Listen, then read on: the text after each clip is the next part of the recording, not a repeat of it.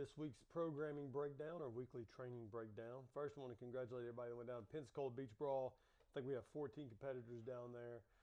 And then we had some Savannah and Tyler, I know, went down there and cheered them on. And Jeannie Petit went down there and cheered some other folks on, along with their other families. So it was a big event down there for the CrossFit Bound community. And just want to say congratulations to everybody that went down there and competed. It looked like it was a really good time. And hopefully next year we all get together and go down and have some more fun down there, some other events that we know about down in Florida. And also we had Grant Griffin and Logan Brown. They went over and competed in Alabama. And they obviously follow Sentinel Training, I think that's the name of it. But Logan went down there, dominated. He's the champ. And then Grant, he finished in 7th place, which is like really good because that's a very competitive field that they were in, or that he was competing against. So congratulations to everybody, and hopefully y'all made it home all safely, and get ready for this week's training. We got some fun stuff this week. Monday, starting off today, got a conditioning session today every 3 minutes for 21 minutes, so 7 sets. You're going to do 20 15-cal row, 10 burpee pull-ups as fast as possible, and get to rest in the remaining time. For a lot of people, that's going to be just around that minute 45 to 2 minute range, depending on how hard you want to row. I know I stayed like consistently between like 155 to like 202 for majority of my sets doing those. And then you're going to rest 5 minutes, and then we got a 1 mile run time trial. And for those in the mornings, they were super easy. For those in the afternoons when traffic gets busy, y'all just be patient. Y'all be careful, especially if you do the 1 mile loop where you run down to the fire hydrant and back. And if you do two big loops around, yes, it is a little bit more than a mile, but you might be a little safer. If you do the 4 times down and back, you can do that as well. Just be mindful. Don't play chicken with cars out there. Get in the grass, and when cars are coming, and then get out of the grass when cars are not around you, and be in the road. Just be safe out there. Then Tuesday we got an EMOM. So basically the same thing as last week. Last week we did have several PRs that occurred, and that was not planned, but it happened. When you feel good, you feel good. With this week, this is the week that we want to go for those PRs. So we're doing 20-minute EMOM, so we get more time with more reps at a lower weight to really get loosened up when you get to those heavy sets. Working up to as heavy as you can. If you fail like the 15-minute mark, 16, whatever you're at, drop back down to like 80, 85%, and just continue on, making sure that you get really clean reps when you're doing those. Next, we got a weightlifting circuit.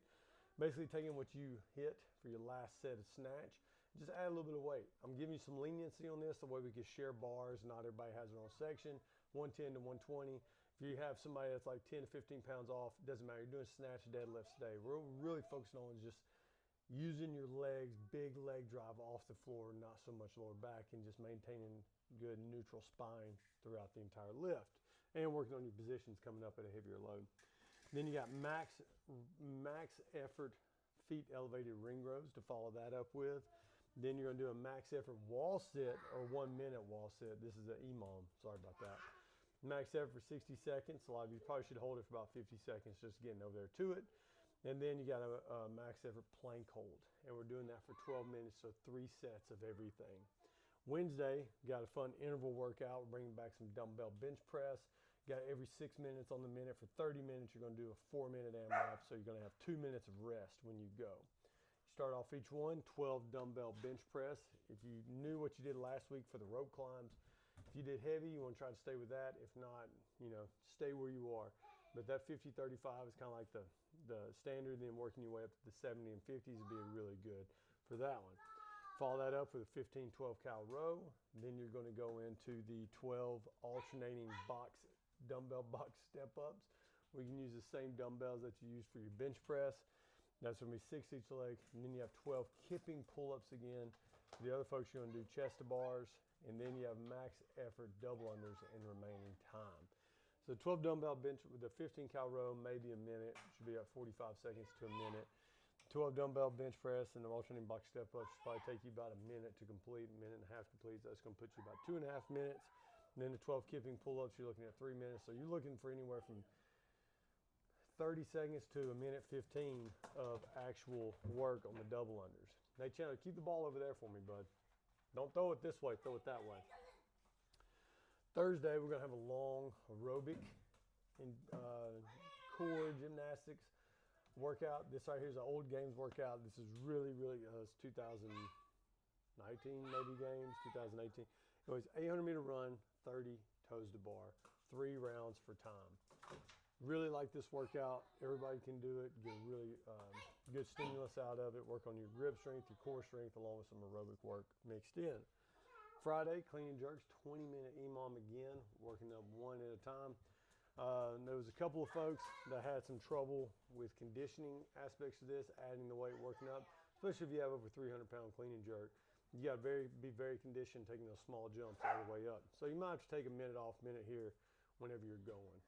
All right. Then we're going to follow that up with a Flex Friday. So you got 2 sets. Big 21 bicep curls. That means you do 7 bicep curls all the way, 7 halfway up, and then 7 halfway down. Or you can mix it up and do the other way. You can do 7 halfway up, 7 halfway down, and then 7 full bicep curls with a barbell. Then we got some dumbbell tricep extensions. So you're going to be laying flat on your back. Then you're going to come back almost like skull crushers with your dumbbells. Chandler. Then you got some Bulgarian split squats. We haven't had those in a while. We're going to start bringing them back now that we got a new strength program going to start up here soon.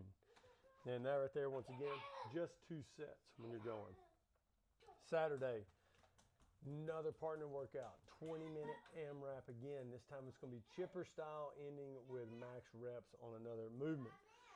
This is going to be a tough chipper to get through today, so you need to choose your weights. This right here should be more of an aerobic workout, not so much of a strength workout. Remember that.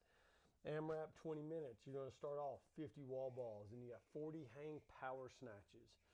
Then you got 30 burpee box jump overs, 20 overhead squats, and then 10 rope climbs. Then you're working your way back up the ladder. Another 20 overhead squats, 30 burpee box jump overs, 40 hang power snatches, and then 50 wall balls to end on. If you stay light and you move efficiently through these right here, the 50 wall balls should roughly take you 2 minutes or so to get through, 2.5 minutes. That's with fast transitions. Even if you do sets of 10, sets of 5. Once again, though, I'm not a big guy on numbers. I like max effort on time when you're doing something like this. 40 hang power snatches. For your RX, it's going to be 75 and 55. Super lightweight. That's what we want it to be. We want to be getting reps in with these. For the competitors, it'll be 95, 65. Should be at least do like sets of like 5 to 10 every time with short transitions. 30 burpee box jump overs, depending on how you want to work with your partner. I know if I have a partner, I'll probably do, like if I go first, I'll do up and back. And then my partner will be sitting there. If Chandler's my partner, he'll be ready. As soon as I jump back for the second burpee box jump over, he will do a set. So then we'll just alternate quickly back and forth, back and forth, back and forth. 20 overhead squats. Some of you might be able to do the 20 overhead squats on your own. If you want to divide it up, divide it up. 10 rope climbs. 1 and 1 is a good way. 2 and 2. Just find out like what works best for you and who your partner is. Then working back up the ladder. Because remember, you might do the big sets going down, but then you're going to be tired going back up. That's where the front half, you got to be strategic on the front half when you're doing that. Once again, that's why I like doing 30 seconds of work, 40 seconds of work, and then let my partner do the work too. That is this week's workout. And there, if you're following the Bound Build stuff, this is going to be another, this is week 8, I believe. So we're getting in the final week of that. Then we're going to have a little transition period, switching over to a new Bound Build strength cycle coming up, along with a new endurance cycle, because we got the Blue Ridge Ultra this weekend, and we have a few people that signed up for that. So if you've been following the Bound Endurance, as that's been writing, this right here is your peak week on this. So you did a lot of long, slow aerobic sessions, 1 or 2 like quick, short bursts of sprints, just to keep that engine going. But that's going to be it. And then we're going to kind of revamp, reset, and repurpose our training for what's coming up in the future at the beginning of the year. So, got any questions? Email me, hit me up, and see your names on the leaderboard.